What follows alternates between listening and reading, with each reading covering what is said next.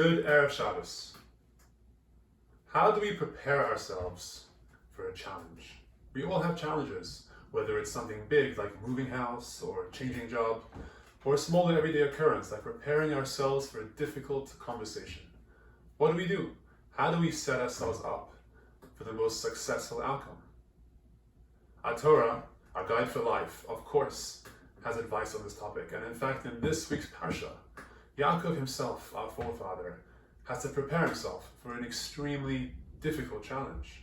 He's moving his entire family from the Holy Land, Eretz Yisrael, down to Egypt, Mitzrayim, a land not known for its kedusha, its holiness at the time.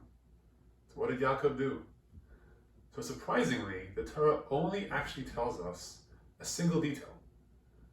Yaakov went to the Be'er Sheva, and he brought a korban, an offering to Hashem. That is all the Torah tells us. That is the entire guidance we have.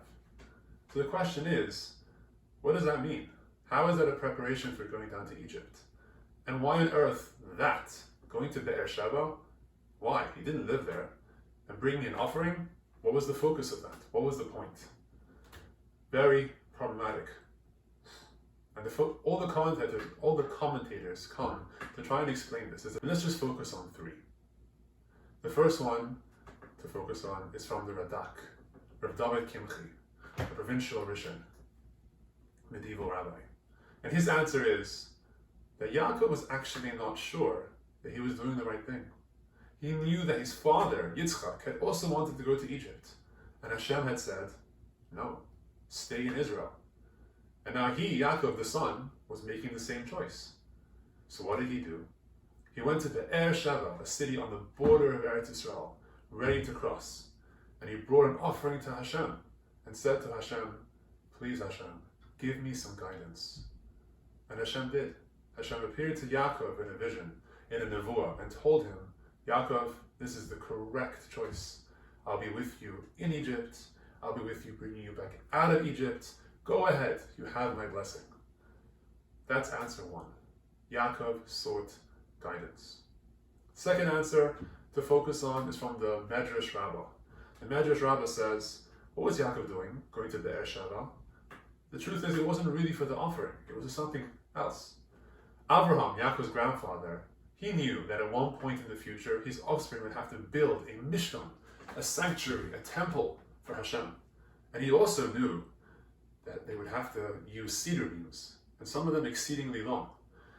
One of them, 32 amos, which is approximately 16 meters. So, seeing the need for that in the future, he actually planted cedar trees in Be'er Sheva, which is where he was living. And Yaakov knew that now that he was going down to Egypt, soon, on the way back, it would be time to build that temple. His nation, his offspring would be ready. So on the way, he went to Be'er Sheva, harvested these trees to bring with him on the trip down to Egypt. So the second answer of the Medrash Rabbah is, it was preparing for the successful return.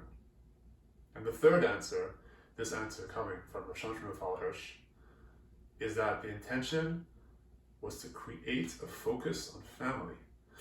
Yaakov went to Be'er Sheva. What's Be'er Sheva? It's a name synonymous with Abraham's family. Abraham lived there.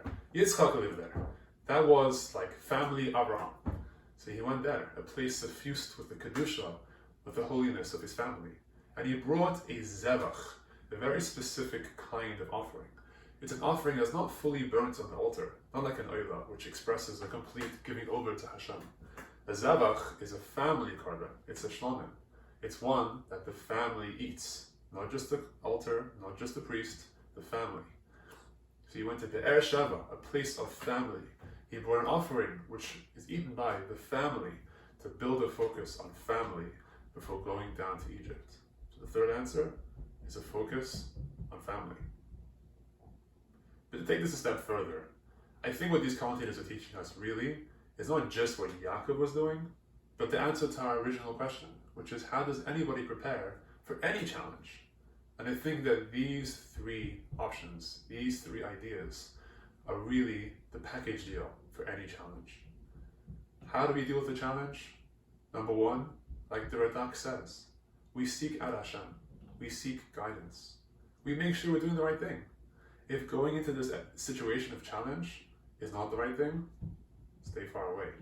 And if it is, go in with the full confidence that this is what Hashem wants me to do. Very powerful. Second step, like the Medrash Rabbi. Why did Yaakov go to Beersheba?